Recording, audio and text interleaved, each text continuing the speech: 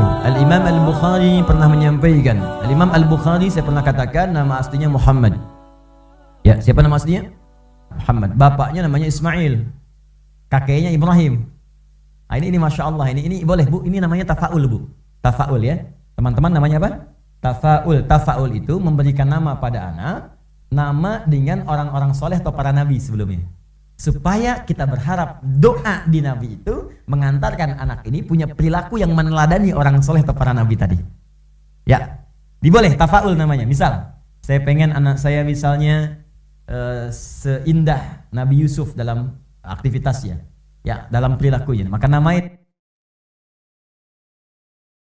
saya misalnya sekuat Nabi Musa, namanya dengan Musa. Saya pengen anak saya misalnya selembut Nabi Yahya, maka namanya dengan Yahya.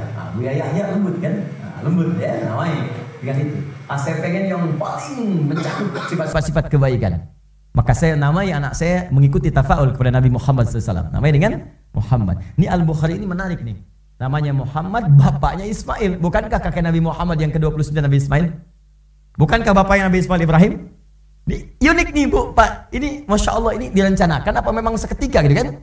Kakeknya Ibrahim punya anak Ismail. Ismail punya anak Muhammad. Bukankah Muhammad ke Ismail ke Ibrahim satu turunan?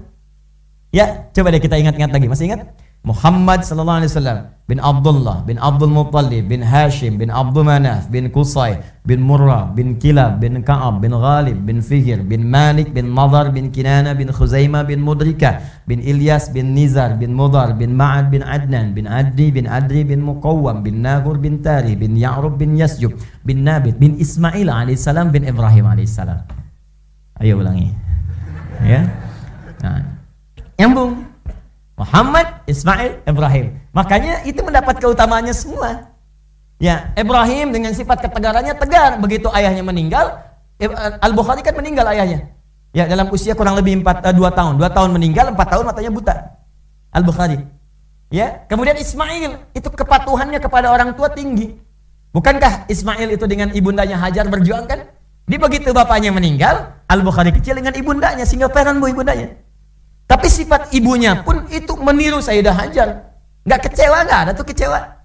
Kalau Allah sudah tetapkan saya berada di sini, walaupun ditinggalkan oleh suami Ibrahim alaihissalam, kalau Allah yang perintahkan, pasti Allah nggak akan sia-siakan.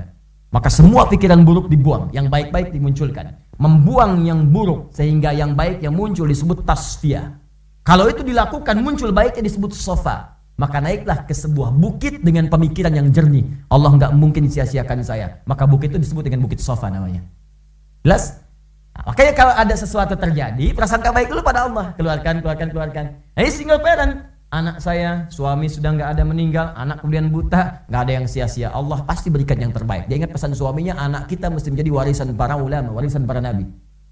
Titipkan. Jadikan dia seorang berilmu. Jadikan dia orang dekat dengan Allah. Maka disiapkan, dikirimkan dengan doa-doa. Ya Allah, jadikan dia walaupun mata tak melihat, hatinya terbuka. Apa gantinya? Mata tak melihat, tapi hatinya begitu tajam.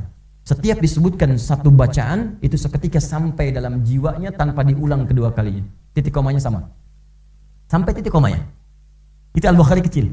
Ini kalau dibacakan bukan satu huruf ya. Nih, satu lembar. Bacakan sekali, diulang seketika. Sekali diulang. Maka dikirimkan kemudian ke sekolah, kutab lah kalau dulu itu. Masuk belajar, dengan syekhnya dibacakan dengan surah Qaf pada saat itu. Begitu dibacakan, syekhnya cuma nguji aja.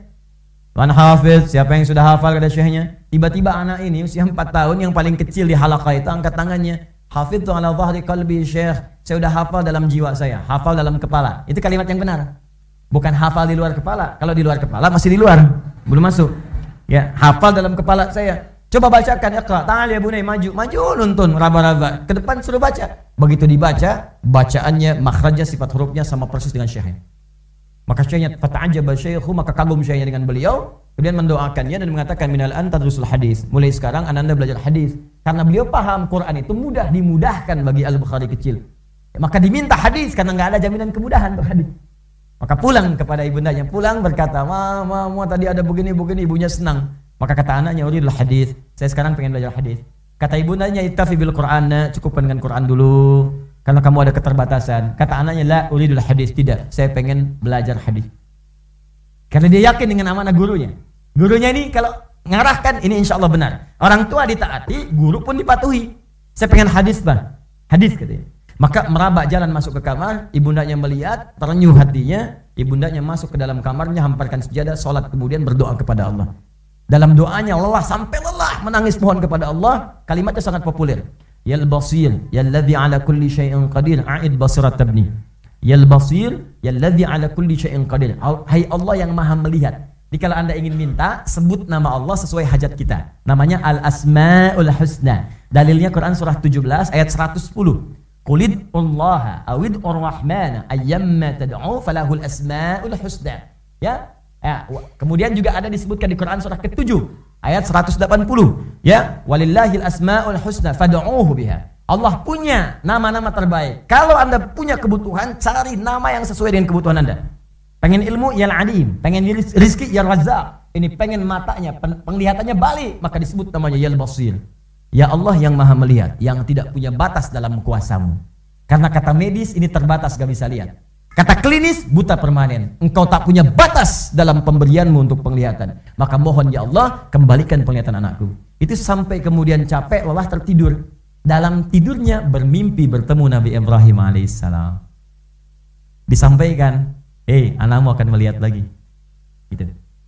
Nah, saat itu sedang membacakan dari tertidur, bermimpi, Al-Bukhari kecil mengulang surat Qaf tadi sampai ayat 22. Lihat.